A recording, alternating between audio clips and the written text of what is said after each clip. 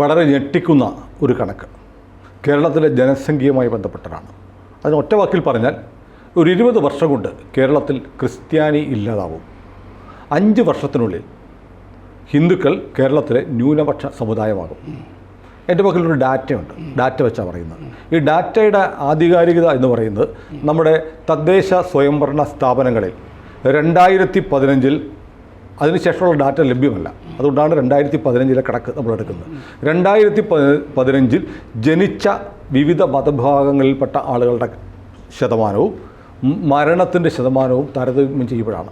അതായത് 2015 5,16,013 കുട്ടികൾ ജനിച്ചിട്ടുണ്ട്. അതിൽ 41.45% മുസ്ലിമുകളാണ്. ഹിന്ദുക്കൾ 54.73%. ക്രിസ്ത്യാനികൾ 15.42%. ഇതാണ് ജനനനിരക്ക്. സ്വാഭാവികമായും ഹിന്ദുക്കളാണ് കൂടുതൽ, രണ്ടാം സ്ഥാനത്ത് ക്രിസ്ത്യാനികൾ.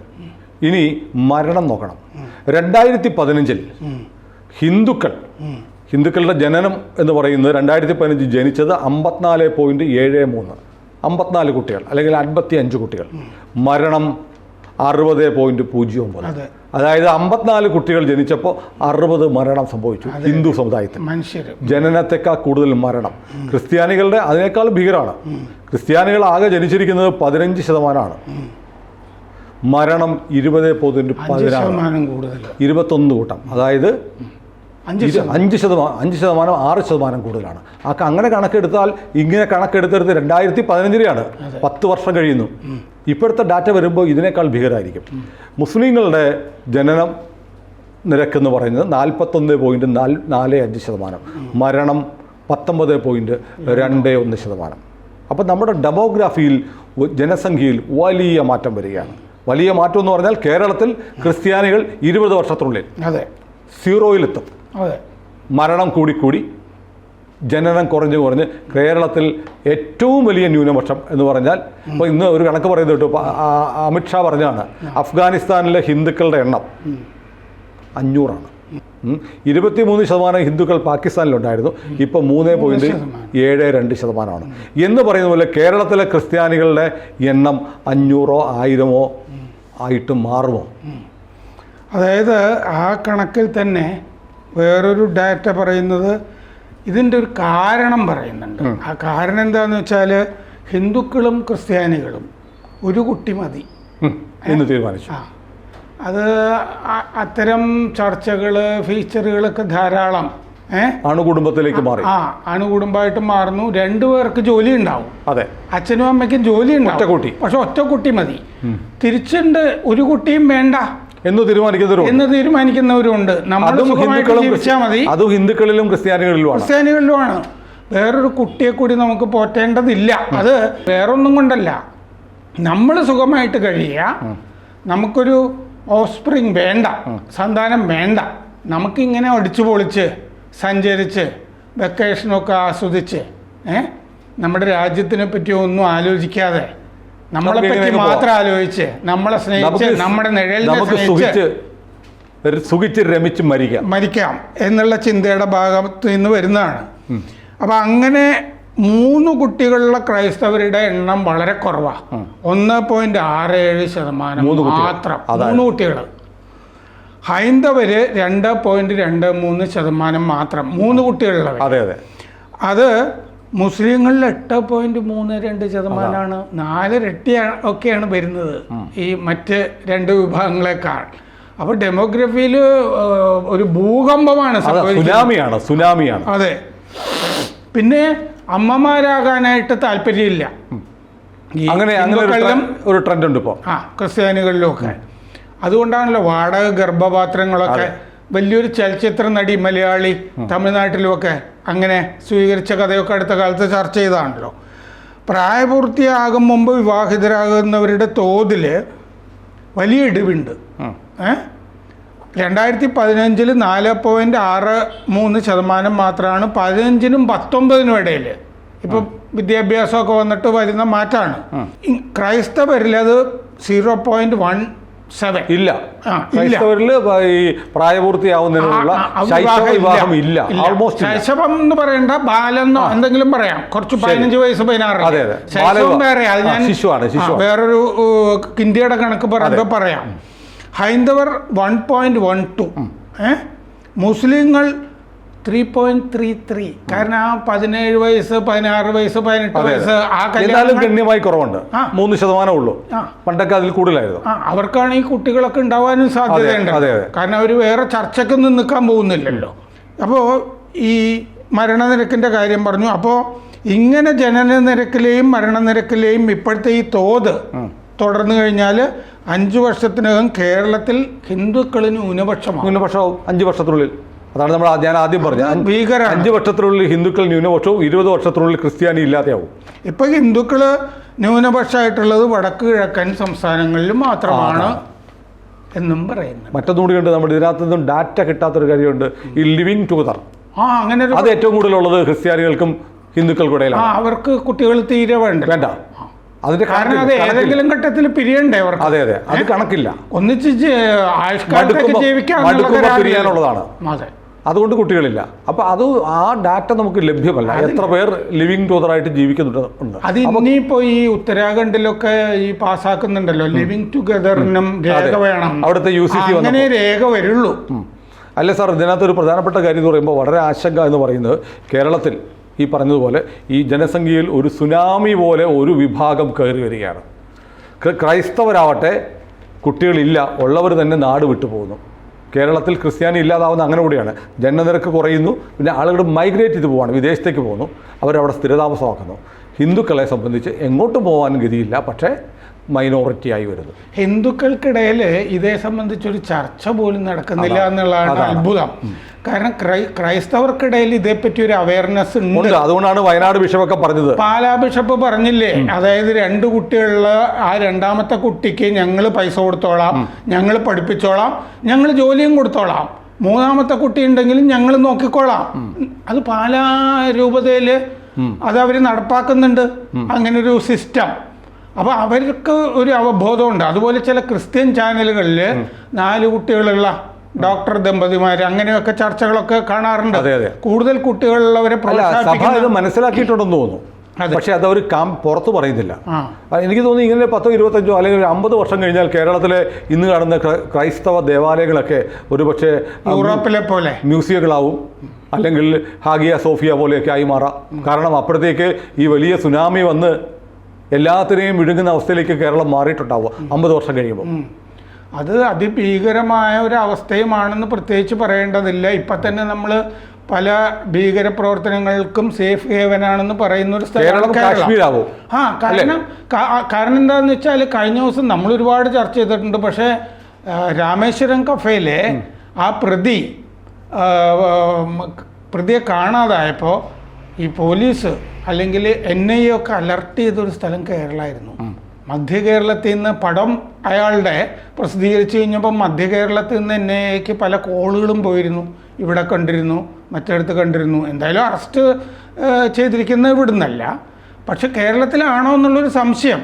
ചിലപ്പോൾ ഒരു ട്രാൻസിറ്റ് കേന്ദ്രമായിട്ട് കേരളം എടുത്തിരുന്നിരിക്കാം. അതിൻ്റെ വിവരങ്ങളൊന്നും പുറത്തു വന്നിട്ടില്ല. അല്ല സാർ, ഒരു സംശയം ചോദിക്കട്ടെ. ഈ ജനസംഖ്യാ നിയന്ത്രണം അല്ലെങ്കിൽ ഗർഭഛിദ്രം ഇതിനൊക്കെ സഭ എതിരാണ് പൊതുവിൽ. അതെ. പക്ഷേ ജനസംഖ്യാ നിയന്ത്രണം പോലും ക്രൈസ്തവ വിശ്വാസത്തിന് നിരക്കാത്തതാണെന്ന് കരുതുന്ന ക്രിസ്ത്യാനികൾക്കിടയിൽ ഇത്രയും ഡിമിനിഷിങ് ആയിട്ട്, ഇത്രയും കുറവായിട്ട് ജനനം നിരക്കുണ്ടാവാനായിരിക്കും എന്തായിരിക്കും കാരണം? അവരെ സംബന്ധിച്ച് പൊതുവെ ഹിന്ദുക്കളിൽ ഉണ്ടോയെന്ന് എനിക്ക് അറിഞ്ഞുകൂടാ ഈ സ്ത്രീധനം എന്ന് പറഞ്ഞ സംഭവം. കാരണം അവർ നേരത്തെ പിതൃസ്വത്തിലൊന്നും അവകാശമില്ലായിരുന്നല്ലോ. അപ്പോൾ അതുകൊണ്ട് സ്ത്രീധനം വളരെ ഹെഫ്റ്റി ആയിട്ട് ചോദിക്കുന്നുണ്ടായിരുന്നു. ഒരുപാട് ബുദ്ധിമുട്ടാണ് ഈ മാതാപിതാക്കളൊക്കെ. അപ്പോൾ അങ്ങനെ വരുമ്പോൾ ഈ പെൺകുട്ടികൾ തന്നെ ചിലപ്പോൾ നമുക്ക് അത് പ്രവചിക്കാൻ പറ്റില്ലല്ലോ. ഈ സന്താനം എന്ന് പറഞ്ഞാൽ ആണാണോ പെണ്ണാണോ എന്നുള്ളതൊക്കെ പ്രവചിക്കാനൊക്കെ വലിയ പ്രയാസമാണല്ലോ. അപ്പോൾ ക്രിസ്തു മതക്കാർക്കിടയിൽ ഒരു സ്ത്രീ പ്രജ എന്ന് പറയാമല്ലോ അല്ലേ? അതെ, പ്രജ എന്ന് പറഞ്ഞാൽ പ്രശ്നമാണ്. അപ്പോൾ ഒരു സ്ത്രീ പ്രജ ഉണ്ടായിക്കഴിഞ്ഞാൽ അതിൻ്റെ ചെലവിനെ പറ്റി വലിയ ആശങ്ക അത് ആദ്യം മുതലേ ഉണ്ടാകുന്ന ക്രൈസ്തവ കുടുംബങ്ങളിൽ സാമ്പത്തിക പരാധീനത ഉണ്ടായി വരുന്നുണ്ടോ? സാമ്പത്തിക പരാധീനത മറ്റുള്ളവർക്കുള്ളതുപോലെ തന്നെ. ഈ ക്രീമി ലെയർ എന്ന് പറയുന്നത് 2% 3% ഉണ്ടാവുള്ളൂ. അല്ലാത്തവരോടും പോയി ചോദിക്കുമ്പോൾ ഇപ്പം നേഴ്സൊക്കെ ആണെന്ന് വിചാരിക്കുക. ഈ നേഴ്സ് ഇന്ത്യക്ക് പുറത്താണ് ജോലി ചെയ്യുക എന്ന് വിചാരിക്കുക. ഇവിടുന്നുള്ള ഒരാൾ സക്രിയൊക്കെ പണ്ട് കഥ എഴുതിയിട്ടുള്ളതിൽ ഭർത്താവ് ഉദ്യോഗമായിട്ട് പോകുന്ന ആളെന്നൊക്കെയാണ്. ഭർത്താവ് ഉദ്യോഗസ്ഥൻ. അമേരിക്കയിലൊക്കെ പോയി അയാൾ പണിയൊന്നുമില്ലാതെയൊക്കെ ആയിരിക്കും ഇരിക്കുക. പക്ഷേ നേഴ്സിന് കല്യാണം വേണമല്ലോ, അവിടെയാണ്. അപ്പോൾ അത്യാവശ്യം പൈസ ഉണ്ട് അവർക്ക്. അപ്പോൾ ഇവിടെ ആ കല്യാണം കഴിക്കുന്ന ആൾ നന്നായിട്ട് പൈസ ചോദിക്കും. അപ്പോൾ അവർ തന്നെ അധ്വാനിച്ചാണ്, നേഴ്സ് തന്നെയാണ് ഇത് ഉണ്ടാക്കേണ്ടതൊക്കെ.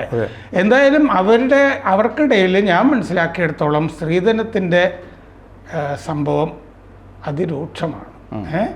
അപ്പോൾ അതുകൊണ്ട് കണ്ടിരിക്കുന്നവർ ഭാവിയിലേക്കുള്ള ഈ ദോഷം ഒഴിവാക്കുക എന്നുള്ളൊരു കാഴ്ചപ്പാടായിരിക്കും, ഈ ഒരു കച്ചവട മനസ്സായിരിക്കും അതിൻ്റെ അകത്ത് ഉണ്ടായിട്ടുണ്ടാവുക. അല്ലാതെ ഈ കുഞ്ഞിനെ പഠിപ്പിച്ച് ഈ വിദ്യാഭ്യാസത്തിൽ നമുക്ക് ഇൻവെസ്റ്റ് ചെയ്യാമെന്ന് വിചാരിച്ചു കഴിഞ്ഞാൽ ഇത് വലിയ കെടുതിയൊന്നുമല്ല. ഈക്വലായിട്ട് നമുക്ക് ജെൻഡർ ന്യൂട്രൽ ഒക്കെ ആയിട്ട് ചിന്തിച്ചാൽ മതി. പെൺകുട്ടി ഒരു സ്വത്ത് തന്നെയാണ്. പക്ഷെ ആ കാഴ്ചപ്പാട് കേരള സമൂഹത്തിൽ കാണുന്നില്ല. ഈ സ്ത്രീധനവും സ്വർണം ഇത്രയും വിൽക്കുന്ന വേറെ സംസ്ഥാനങ്ങളിൽ പറയുന്നു. കേരളത്തിലാണ് ഈ സ്വർണ്ണ ഭ്രാന്തുള്ളത്. നമ്മൾ പള്ളിമുക്ക് മുതൽ കലൂർ വരെയുള്ള സ്വർണ്ണക്കടയിലൊക്കെ ഒരു ദിവസത്തെ ചെലവ് തന്നെ വലിയ തുകയായിട്ടാണ് പറയുന്നത്. ഞാൻ 5-10 കൊല്ലം മുമ്പ് മറ്റൊക്കെ ഇട്ടിരുന്നത് 300 കോടി രൂപ എന്നൊക്കെയാണ്. എന്ന് പറഞ്ഞതുപോലെ വലിയ തുകയിലാണ് ഇത് ചെയ്യുന്നത്. അതിൻ്റെ കൂടെ കടം എടുക്കുന്നതിലാണെങ്കിൽ ഒരു പ്രയാസം ഇല്ലതാനും. ഈ EMI അടപ്പ്, അതെ, ഒരു രൂപയ്ക്ക് കൊടുത്ത് 1 രൂപ പോലും കൊടുക്കാതെ കാറോ AC-യോ TV-യോ ഒന്നും കിട്ടുമല്ലോ. കാരണം കടബാധ്യതയിൽ കടക്കെണിയിൽ പെടുകയാണ്. കടക്കെണിയിൽ പെട്ടിട്ടാണ് ഈ അവസ്ഥ. എന്നിട്ട് ആ കടക്കെണിയിൽ പെട്ടിരിക്കുന്ന ആളുകൾ EMI അടയ്ക്കുന്നവർ ആ ശമ്പളത്തിൻ്റെ ഒരു വലിയ ശതമാനം 60-70 ഒക്കെ ശതമാനം EMI ആയിട്ടാണ് പോവുക. സ്വയം ഒരു ദുരിതം വരുത്തി വെക്കുകയാണ്. എന്നിട്ട് നമ്മളിപ്പോൾ കാണുന്നത്, നമുക്ക് പരിചയമുള്ള അഡ്വക്കേറ്റുമാരൊക്കെ പറയുന്നത് ഈ വിവാഹമോചന കേസുകൾ കൂടി വരുന്നതും പറയുന്നില്ലേ ധാരാളമായിട്ട്. അല്ല സാർ, ഞാനിപ്പോൾ ഈ ഡാറ്റ ഒന്നുകൂടെ നോക്കുകയായിരുന്നു. അതായത് ഇപ്പോൾ കേരളത്തിൽ ഈ പറയുന്ന പോലെ 5 വർഷത്തിനുള്ളിൽ ഹിന്ദുക്കൾ ന്യൂനപക്ഷമാകുന്നു, മുസ്ലിങ്ങൾ ഏറ്റവും കൂടുതലുള്ള സമുദായമായി മാറുന്നു, ക്രിസ്ത്യാനി 20 വർഷത്തിനുള്ളിൽ ഇല്ലാതാവുന്നു. 20 വർഷം കഴിയുമ്പോൾ ഹിന്ദുക്കൾ അതിന്യൂനപക്ഷമായി മാറും. പക്ഷെ അപ്പോഴും സർക്കാരിൻ്റെ ന്യൂനപക്ഷ ആനുകൂല്യങ്ങൾ കിട്ടുന്നത് മുസ്ലിമുകൾക്കായിരിക്കും. അതാണല്ലോ. അതുകൊണ്ടാണ് കഴിഞ്ഞ ദിവസം മോദിയുടെ ചർച്ച വന്നപ്പോൾ ഞാൻ പറഞ്ഞത്, അതിനെ തടയിടുന്ന ഒരു നിയമം 3/2 ഭൂരിപക്ഷം ഉണ്ടെങ്കിൽ അങ്ങനെ ഒരു ആലോചന ഉണ്ട്. അപ്പോൾ ദേശീയ ജനസംഖ്യ നോക്കാതെ പ്രാദേശിക ജനസംഖ്യ നോക്കി ന്യൂനപക്ഷത്തെ നിർവചിക്കണം. അതായത് ഈ ക്രീമി ലെയറിനെ അതിൽ നിന്നും ഒഴിവാക്കുന്ന ഒരു നിയമം വരണം. അതൊന്ന്. രണ്ടാമത് ഇപ്പോൾ നോക്കൂ, ഇപ്പം പിന്നെ എഡ്യൂക്കേഷൻ, മറ്റേ മൈനോറിറ്റി ആ റൈറ്റും കൂടിയൊക്കെ നമ്മുടെ ഈ കണക്കനുസരിച്ച് തന്നെ ക്രിസ്ത്യാനികൾ മുസ്ലിമുകളെക്കാൾ ന്യൂനപക്ഷമാണ്. എന്നാൽ ന്യൂനപക്ഷ ക്ഷേമത്തിന് വേണ്ടിയുള്ള ഫണ്ടുകളിലെ ഭൂരിപക്ഷവും പോകുന്നത് മുസ്ലിമുകൾക്കാണ്. ശരിക്കും അത് കൂടുതലായി കിട്ടുന്നത് ഈ ന്യൂനപക്ഷത്തിന് യഥാർത്ഥ ന്യൂനപക്ഷമായ ക്രിസ്ത്യാനിക്കല്ലേ? നമ്മളിപ്പോൾ പറഞ്ഞു വരികയാണെങ്കിൽ ഹിന്ദുക്കൾ ന്യൂനപക്ഷമാവുന്നാണല്ലോ പറഞ്ഞു വരുന്നത്. 5 വർഷത്തിനുള്ളിൽ അപ്പോഴും ആനുകൂല്യം കിട്ടുന്നത് മുസ്ലിങ്ങൾക്കായിരിക്കും. അവർ ഭൂരിപക്ഷമായാലും അവർക്ക് ആനുകൂല്യം കിട്ടും. ഹിന്ദു ജനസംഖ്യയിൽ ന്യൂനപക്ഷമാണ്, സമ്പത്തിലും ന്യൂനപക്ഷമാണ്. അപ്പോൾ ഏറ്റവും അവഗണിക്കപ്പെട്ട 2 ജനവിഭാഗങ്ങളായി ചവിട്ടും തുപ്പും ഏറ്റ് ജീവിക്കാൻ വിധിക്കപ്പെട്ടവരായി ക്രിസ്ത്യാനിയും ഹിന്ദുവും കേരളത്തിൽ മാറും. മാത്രമല്ല, കേരളത്തിൽ പാരമ്പര്യമായിട്ട് തന്നെ ഈ ശൈവ സമുദായം കാര്യമായിട്ടില്ലല്ലോ ഹിന്ദുക്കളിലെ. അവരായിരുന്നു കച്ചവടം ചെയ്തിരുന്നത്. ആ വൈശ്യ സമുദായം നമ്മൾ പൈതൃകമായിട്ടില്ല എന്ന് പറയാറുണ്ട്. അത് പിന്നീട് മതം മാറിപ്പോയത് ഒക്കെ ആയിരിക്കാം. കാരണം രാവാരി നായർ എന്ന് പറഞ്ഞൊരു സമുദായം ഉണ്ടായിരുന്നു. നായന്മാരിൽ ഒരു കച്ചവട കൂട്ടരുണ്ടായിരുന്നു. അതിപ്പോൾ ഇല്ല. അപ്പോൾ അങ്ങനെ കച്ചവടക്കാർ മുഴുവൻ ഈ മറ്റ് കച്ചവടക്കാരായതുകൊണ്ട് സംഘമായിട്ട് തന്നെ ഒരു മതം മാറ്റ സുനാമിയും പണ്ടുണ്ടായിരിക്കാം. എന്തായാലും അതില്ല. അപ്പോൾ അതുകൊണ്ട് ധനികരൊക്കെ ഈ ഹിന്ദുക്കളിൽ വളരെ കുറവാണ്. കച്ചവടം ഇല്ല. ക്രിസ്ത്യാനികളിലും ഇപ്പോൾ കുറവാണ്. ഇതിലിപ്പോൾ ഞാനിപ്പോൾ ആലോചിക്കുന്നത്, ഈ പറഞ്ഞതുപോലെ നമ്മൾ ഞാൻ പെട്ടെന്ന് ഓർക്കുകയാണേ, സാറിപ്പോൾ പഴയ ഈ വൈശ്യയുടെ കഥ പറഞ്ഞപ്പോൾ കുറേ കാലം മുമ്പ് എന്നെ തിരുവനന്തപുരത്ത് ഹിഗിൻ ബോതംസിൻ്റെ ബുക്ക് സ്റ്റോളിൽ അവിടെ ഹരിഹരൻ എന്ന് പറയുന്ന ഒരാൾ അദ്ദേഹം എന്നെ വിളിച്ചിട്ട് പറഞ്ഞു, കേരളത്തിൽ ഞാൻ മലയാള ബ്രാഹ്മണനിൽപ്പെട്ട ആളാണ്, പക്ഷേ ഞങ്ങളുടെ സമുദായം ഇല്ലായിക്കൊണ്ടിരിക്കുക, ഞങ്ങൾക്ക് കല്യാണം കഴിക്കാൻ കുട്ടികളെ കിട്ടുന്നില്ല. അപ്പോൾ കേരളത്തിൽ മലയാള ബ്രാഹ്മണർ ഇല്ലാതായിക്കൊണ്ടിരിക്കുകയാണ്. അപ്പോൾ ഹിന്ദു വിഭാഗത്തിൽ തന്നെ ഓരോ സമുദായങ്ങളും ഇല്ലാതായിക്കൊണ്ടിരിക്കുകയാണ്. ഇത് നമ്മൾ അറിയുന്നുണ്ട്, ശരിയാണോ സാർ? ഇതിൻ്റെ അകത്ത് വേറൊന്നും കൂടി ഉണ്ട്. ഞാൻ ഇത്തരം ആലോചനകളൊക്കെ പലരും ചെയ്യുമ്പോൾ നോക്കാറുണ്ട്. ഇപ്പോൾ വിവാഹ പ്രായം വളരെ ഈ പറഞ്ഞ കാരണങ്ങൾ കൊണ്ട് കൂടിയിരിക്കുകയാണ്. ഈ കിട്ടുന്നില്ല, ചക്കര കിട്ടുന്നില്ല. അപ്പം 30 വയസ്സിലും മോളിൽ പോയിട്ട് 33 വയസ്സിൽ ഒരാൾ കല്യാണം കഴിക്കുകയാണെങ്കിൽ 30 വയസ്സുള്ള കുട്ടിയോ അല്ലെങ്കിൽ 33 വയസ്സുള്ള കുട്ടിയോ, അല്ലെങ്കിൽ ആണിന് ചിലപ്പോൾ പ്രായം കുറഞ്ഞും പോകുന്നുണ്ട്, ഒരു വയസ്സൊക്കെ അങ്ങനെ വരുന്നുണ്ട് ഈ സവർണ കൂട്ടത്തിൽ. അതെ, ഏറ്റവും വലിയ സവർണ ബ്രാഹ്മിൺ സമുദായത്തിൽ ആളെ കിട്ടുന്നില്ല, ആളില്ല, ജനസംഖ്യയില്ല. അത് വാസ്തവമാണ്. അപ്പോൾ വംശനാശം വന്നുകൊണ്ടിരിക്കുക. അതെ, അപ്പോൾ അതിൽ സംഭവിക്കുന്ന വൈകി കല്യാണം കഴിക്കുമ്പോൾ തന്നെ കുട്ടികൾ ഉണ്ടായില്ല എന്ന് വരാം. ചിലപ്പോൾ ഉണ്ടാകുന്ന ഒരു കുട്ടിയായിരിക്കും. നമ്മൾ ഈ ചർച്ച ചെയ്തപ്പോൾ ആ കാര്യം നമ്മൾ പറഞ്ഞില്ല, ഇപ്പോഴാണ് നമ്മൾ ഓർക്കുന്നത്. അങ്ങനത്തെ വിഷയങ്ങളുണ്ട്. വിവാഹപ്രായത്തിന്റെ കാര്യം ഡാറ്റയിൽ വന്നില്ല. വിവാഹപ്രായം ഹിന്ദുക്കളിൽ വളരെ അങ്ങോട്ട് കൂടിക്കൊണ്ടിരിക്കുകയാണ്. അതൊരു കൺസേൺ അല്ലാതെ 26, 27, 28, 30 ഹിന്ദുക്കളിൽ വിവാഹം നടക്കുന്നത്. 2 കാലിൽ നിന്നിട്ട് മതിയെന്ന് പെൺകുട്ടി ആദ്യം പറയും. പ്രൊഫഷണലൊക്കെ ആയിരിക്കും. അത് കഴിഞ്ഞ് വരുമ്പോൾ 27 വയസ്സൊക്കെ ആയിട്ടുണ്ടാവും. പിന്നെ അത് ഇങ്ങനെ പോവുകയാണത്. 33, 30, 35 വയസ്സൊക്കെ ആകുമ്പോൾ ഒരു കുട്ടി മതിയെന്ന് തീരുമാനിക്കും. ആ സമയമാകുമ്പോൾ പല ആരോഗ്യ പ്രശ്നങ്ങൾ വരും. അതെ, അല്ല ഞാൻ തിരിച്ചൊന്ന് ആ സബ്ജക്റ്റിലേക്ക് വന്ന സാർ, ഇപ്പം നമ്മുടെ ഹിന്ദു സമുദായത്തിൽ ഈ മൈനോറിറ്റി ആവും നമ്മൾ പറഞ്ഞു. ഹിന്ദു സമുദായത്തിൽ ചില സമുദായങ്ങൾ ഇല്ലാതായി വരത്തില്ല. ഇപ്പോൾ ഏറ്റവും താഴെക്കിടയിലുള്ള പാണന്മാരില്ല, ചില ജാതികൾ ഇല്ലാണ്ടാവുകയാണ്.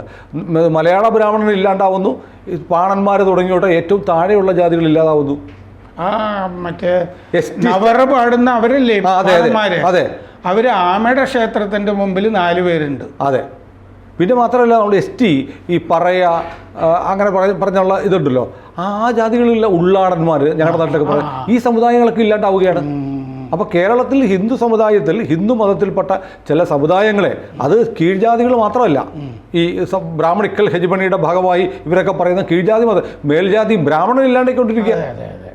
അതെ, വളരെ നെഗ്ലിജിബിൾ ആണത്. 1% മറ്റോ അല്ലേ. അപ്പോൾ വലിയ ഭീഷണി. ആ 1% ഉള്ളവരെ എല്ലാവരെയും അടക്കി ഭരിക്കുന്നു എന്നാണ് പറയുന്നത്. അതെ, നമ്മൾ കാണുന്ന ഈ പാവപ്പെട്ട നമ്പൂതിരി കുടുംബങ്ങളിലൊക്കെ ചെന്ന് കാണണം. അത് ഈ ശാന്തിക്കാരുടെ. അതെ, ശാന്തിക്കാര് എങ്ങനെയെങ്കിലും ജീവിച്ചു പോട്ടെ എന്നാണ് വിചാരിക്കേണ്ട. കാരണം ദാരിദ്ര്യമാണ്. എന്നിട്ട് അവിടെ എല്ലാവർക്കും ഇവരാകെ അളക്കുന്ന അളവുകൾ എന്ന് പറഞ്ഞാൽ ഗുരുവായൂരെയും ശബരിമലയൊക്കെ മേൽശാന്തിയും തന്ത്രിയും വെച്ചിട്ടാണ് ഒരു മീറ്റർ ഉണ്ടാക്കി വെച്ചിരിക്കുന്നത്. ഈ ബ്രാഹ്മണ സമുദായത്തിൽപ്പെട്ടിട്ടുള്ള ആളുകൾ ഒക്കെ ജീവിക്കുന്നത് എങ്ങനെയെന്ന് അവരുടെ ഇല്ലങ്ങളിലും വീടുകളിലും അഗ്രഹാരങ്ങളിലും ഒക്കെ ചെന്ന് കഴിഞ്ഞാൽ കരഞ്ഞു പോകും. അങ്ങനെ 100 കൂട്ടം കാര്യങ്ങൾ ഈ വംശനാശത്തിനുണ്ട്. കുട്ടികൾ വേണ്ട എന്ന് വെക്കുന്നതിനും ഒക്കെ. അല്ല, ഇത് ഇന്നല്ലെങ്കിൽ നാളെ കേരളത്തിലെ ഏറ്റവും പ്രബലമായ നായർ ഈഴവ സമുദായങ്ങളിലേക്കും വരും. അത് വരുമല്ലോ, കുറച്ച് സമയം എടുക്കുമെന്ന് മാത്രമേ ഉള്ളൂ. നായന്മാർക്ക് കല്യാണം കഴിക്കാൻ ചക്കനും പെണ്ണും ഇല്ലാണ്ട് വരും. അല്ലല്ല, നായർ സമുദായത്തിൻ്റെ ഇത് ഞാനിത് എപ്പോഴും നോക്കാറില്ല. അവരുടെ കുറഞ്ഞു വരുന്നുണ്ട്. കാരണം അവരിപ്പോൾ 13% ഒക്കെ ഉണ്ടാവാൻ വഴി. അതെ, പെട്ടെന്ന് വിസിബിൾ അല്ല, 13 ഉള്ളതുകൊണ്ട്. അതൊരു 5 ഒക്കെ ഇട്ട് വരുമ്പോൾ നായന്മാരുടെ കഥ കഴിഞ്ഞു. അത് കഴിഞ്ഞാൽ അടുത്തത് ഇപ്പോൾ 26% ഈഴവ കമ്മ്യൂണിറ്റിയാണ്. അതിനെയും കയറി പിടിക്കും. അപ്പോൾ സംഭവിക്കുന്നത് ഹിന്ദുവിൻ്റെ ജനസംഖ്യ കുറയുകയല്ല, ഹിന്ദുക്കളും പതുക്കെ അസ്തമിച്ചുകൊണ്ടിരിക്കുകയാണ്. ഹിന്ദുക്കളുടെ ഇടയിൽ കുറച്ചൊക്കെ ഈ IT മേഖലയിലൊക്കെ നമ്മൾ നോക്കുകയാണെങ്കിൽ ഈ മിക്സഡ് മാരേജസും വരുന്നുണ്ട്. അപ്പോൾ നമുക്ക് എന്താണെന്ന് വെച്ചാൽ ഒരു സമുദായത്തിൽ പെടുത്താൻ പറ്റില്ല. അതെ, കൂടുതലും ഈഴവ നായർ കല്യാണങ്ങൾ ഇഷ്ടംപോലെ ധാരാളം നടക്കുന്നുണ്ട്. ഈഴവ നായർ, അതാണ് ഞാൻ ഉദ്ദേശിച്ചത്. അപ്പോൾ അങ്ങനെ കല്യാണം കഴിക്കുമ്പോൾ ചിലപ്പോൾ അവർ ലിവിങ് ടുഗദർ ഒക്കെ ആകാം, IT ഒക്കെ. അല്ലെങ്കിൽ പിന്നെ ജാതി കോളത്തില് കേരളത്തിലെ നായന്മാർ ഈഴവരും അതിവിപ്ലവകാരികളാണല്ലോ. ആ വിപ്ലവം വിജയിക്കട്ടെ എന്ന് പറഞ്ഞിട്ട് അവസാനം കടപ്പാടില്ലാണ്ട് പോകുന്ന അവസ്ഥയിലേക്ക് അപ്പോൾ കാര്യങ്ങൾ വരും. അവര് മാർക്സിസം മറ്റേ ജീവിത മതമായിട്ട് സ്വീകരിച്ചിട്ട് ഡയലക്റ്റിക്കൽ മെറ്റീരിയലിസം 4 നേരം പുഴുങ്ങി തിരുന്ന ആളുകളാണ്. അതുകൊണ്ട് അവർക്ക് സമുദായമോ ജാതിയോ മതമോ ഒന്നും ഇല്ലെങ്കിലും കുഴപ്പമില്ല. അല്ല, പക്ഷെ അവർ ദളിതരെ കല്യാണം കഴിക്കില്ല കേട്ടോ. അത് പറ്റില്ല. പുരോഗമനം വിപ്ലവം അത്ര എത്തിയിട്ടില്ല. ശ്രീനിവാസൻ ഒരു സിനിമ പറഞ്ഞ പോലെ അത്രയും കാറ്റ് വേണ്ടെന്ന് വടക്ക് നോക്കിയ യന്ത്രത്തിൽ പറയുന്ന പോലെ. അപ്പോൾ ഈ മുസ്ലിങ്ങളുടെ ഇപ്പോഴത്തെ നമുക്ക് കണക്ക് നോക്കണമല്ലോ. ഇന്ത്യയിലെ ഒരു ഡെമോഗ്രാഫി സ്റ്റാറ്റിസ്റ്റിക്സ് സർക്കാർ ലോക്സഭയിൽ 2023 നമ്മുടെ സ്മൃതി ഇറാനി തൃണമൂലിൻ്റെ മാല റോയ്ക്ക് കൊടുത്ത ഒരു മറുപടി ലോക്സഭയിൽ, മുസ്ലിങ്ങൾ 20 കോടി ഉണ്ട് ഇപ്പോൾ. എന്ന് പറഞ്ഞാൽ 19.7. ഏത് വർഷത്തെ സെൻസസ് അത്? 2023 കണക്ക്, കഴിഞ്ഞ കൊല്ലത്തെ കണക്ക്. സെൻസസ് 2011 അവസാനം. ആക്യുറേറ്റ് അല്ല, ഒരു പ്രൊജക്ഷനാണ്. മുമ്പത്തെ സെൻസസും പലതിനും പല കണക്കുകൾ എടുക്കുന്നുണ്ടല്ലോ. സെൻസസ് കണക്ക് ഇതിൽ കൂടുതലായിരിക്കും. അതായത് ഇതൊരു പ്രൊജക്ഷൻ വെച്ചിട്ടാണ് 19.7 എന്ന് പറഞ്ഞത്. എത്രയായിരിക്കും ഇപ്പോ ഇന്ന കണക്കുകൾ വെച്ചിട്ട് എന്ന് ചോദിക്കുകയാണ്. അപ്പോൾ പറഞ്ഞു ഇത് 2011 14.2 ആയിരുന്നു. 5% കൂടി. മുസ്ലിംസ് കൂടി 20 കോടിയിലെത്തി. എത്തി. ഇപ്പോൾ നമ്മൾ 2011 സെൻസസിൽ ഈ ഹിന്ദുക്കൾ 79.8% ആയിരുന്നു. പക്ഷേ 1951 അത് 84.1 ആയിരുന്നു. അപ്പോൾ കുറഞ്ഞു. അപ്പോൾ ഹിന്ദു ജനസംഖ്യ അതിൽ 5% കുറഞ്ഞല്ലോ. അതെ, ഹിന്ദുക്കൾ കുറഞ്ഞുകൊണ്ടിരിക്കുക ക്രമേണ. മുസ്ലിങ്ങൾ കൂടി വരുന്നു. അതാണ് ജനനം കൂടുന്നൊക്കെ ഉണ്ടായിരുന്നു, കാരണം ആളുകൾ കൂടുതലാണല്ലോ. പക്ഷെ പെർസെൻറ്റേജ് നോക്കുമ്പോൾ 1951 ഹിന്ദുക്കൾ 84 ആയിരുന്നത് 2011 സെൻസസിൽ, അവസാനം നടന്ന സെൻസസിൽ 79%, 5% കുറഞ്ഞു. അങ്ങനെയാണ് നിൽക്കുന്നത്. മുസ്ലിങ്ങൾ കൂടിയത് ഇപ്പോൾ കണക്ക് പറഞ്ഞല്ലോ നമ്മൾ, ഇത്ര ശതമാനമാണെന്ന്. അത് ഒരുപാട് പഴയതങ്ങോട്ട് എടുക്കണമെന്നുണ്ടോ എന്ന് അറിഞ്ഞുകൂടാ. ഹിന്ദുക്കൾ ഒരുപാട് പഴയ കണക്കുകളുണ്ട്. നമ്മൾ പുതിയത് ഇപ്പോഴത്തെ നില പറഞ്ഞാൽ മതി. പക്ഷെ ഹിന്ദുക്കളിൽ ഇങ്ങനൊരു സംഭവം ഉണ്ടാകുന്നുണ്ട് എന്നുള്ളത് മുമ്പ് തന്നെ ശ്രദ്ധിച്ച ആളുകളൊക്കെ ഉണ്ട്. അത് ഈ അടുത്ത കാലത്ത് സ്വാമി ശ്രദ്ധാനന്ദ, ആര്യസമാജത്തിൻ്റെയൊക്കെ സ്ഥാപകൻ, ആര്യസമാജം ഉണ്ടാകുന്നത് തന്നെ ഈ ഹിന്ദുക്കളുടെ എണ്ണം കുറയുന്നു എന്ന് കണ്ടപ്പോഴാണ്. മാത്രമല്ല മറ്റേ മതം മാറിയ ആളുകളെ തിരിച്ചിങ്ങോട്ട് കൊണ്ടുവരിക, അങ്ങനെ ഹിന്ദുക്കളുടെ എണ്ണം കൂട്ടുക എന്ന് കരുതിയിട്ടാണ് ശ്രദ്ധാനന്ദ ഇതിന് ശുദ്ധി എന്ന് പറയും, തിരിച്ചു കൊണ്ടിരുന്നതിന്. ശുദ്ധി എന്നാണ് വാക്ക്. ഗർവാബസിക്ക് അദ്ദേഹമൊക്കെ ഉപയോഗിച്ചിരുന്നത്. അദ്ദേഹത്തിന് 1924 കൊന്നുകളഞ്ഞു അബ്ദുൾ റഷീദ് എന്ന് പറഞ്ഞൊരാള്. അബ്ദുൾ റഷീദ് എന്നാണ് പേര്. 1901 സെൻസസിൽ ഹിന്ദുക്കളുടെ എണ്ണം കുറഞ്ഞത് ശ്രദ്ധാനന്ദ ശ്രദ്ധിക്കാനുള്ള വേറൊരാളുണ്ട്. അത് അദ്ദേഹം ഇന്ത്യൻ മെഡിക്കൽ സർവീസിൽ ഉണ്ടായിരുന്ന UN മുഖർജി. അതായത് അടുത്ത കാലത്ത് ഞാൻ ശ്രദ്ധാനന്ദയുടെ ഹിന്ദു സംഘടൻ എന്ന് പറഞ്ഞാൽ ഹിന്ദു സംഘടന ഹിന്ദു സംഘടന എന്ന ഹിന്ദിയിൽ ആ പുസ്തകം ആര്യസമാജത്തിന് വേണ്ടി പരിഭാഷ ചെയ്തു. അതിൻ്റെ അകത്ത് ധാരാളം ഡാറ്റ ഉണ്ട്. അത് പക്ഷേ ആര്യസമാജം ഇതുവരെ പുറത്തിറക്കിയിട്ടില്ല. അതിൻ്റെ കാരണം എനിക്കറിഞ്ഞുകൂടാ. ഈ ഇപ്പോൾ കേരളത്തിൽ ക്രിസ്ത്യാനി 20 വർഷം അല്ലെങ്കിൽ കാൽ നൂറ്റാണ്ടിലെ ക്രിസ്ത്യാനി ഇല്ലാതാവും, ഹിന്ദുക്കൾ മൈനോറിറ്റി ആയിട്ട് മാറും.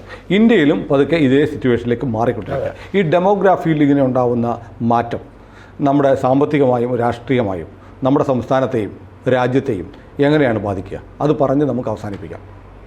ഡെമോഗ്രഫിയിൽ ഇങ്ങനെ ഉണ്ടാകുന്നത് വലിയ അസന്തുലനം. ഞാൻ പച്ചയ്ക്ക് ചോദിക്കട്ടെ, ഇന്ത്യ ഇസ്ലാമിക രാജ്യമായിക്കൊണ്ടിരിക്കുകയാണോ? ഇന്ത്യ ഇസ്ലാമിക രാജ്യമാക്കണം എന്ന് ആഗ്രഹിക്കുന്നവരുടെ ആസൂത്രണം വളരെ നേരത്തെ തുടങ്ങിയിട്ടുണ്ട്. പക്ഷേ ഈ ജനസംഖ്യയുടെ പോക്ക് കണ്ടിട്ട് അതിലേക്കാണോ? അതെ, അത് 2040 പോപ്പുലർ ഫ്രണ്ടിന്, പക്ഷെ അവർ ജയിലിലാണ്. അതെ അതെ അതെ. അപ്പൊ അങ്ങനത്തെ നടപടികൾ എടുക്കുന്നതിന് പകരം പ്രീണനത്തിന്റെ ഭാഗത്താണ് മുമ്പത്തെ ഭരണമൊക്കെ. നെഹ്റുവിയൻ പാരമ്പര്യത്തിൽ ഇത് തുടർന്നുകൊണ്ടിരുന്നത്. അവരാണ് ഇതിന് വളം വെച്ചത്. ഈ ഒരു വികസിത രാജ്യത്തിന് നമ്മളതിലേക്ക് പോവുകയാണല്ലോ, സൂപ്പർ പവർ എന്നൊക്കെ പറഞ്ഞ. അതിന് ഇത്തരം, അതായത് ബാക്കി എല്ലാത്തിലും മതത്തിൻ്റെ കാര്യം പറയും, മറ്റു കാര്യങ്ങളിലും മതം പറയരുത് എന്നും പറയും.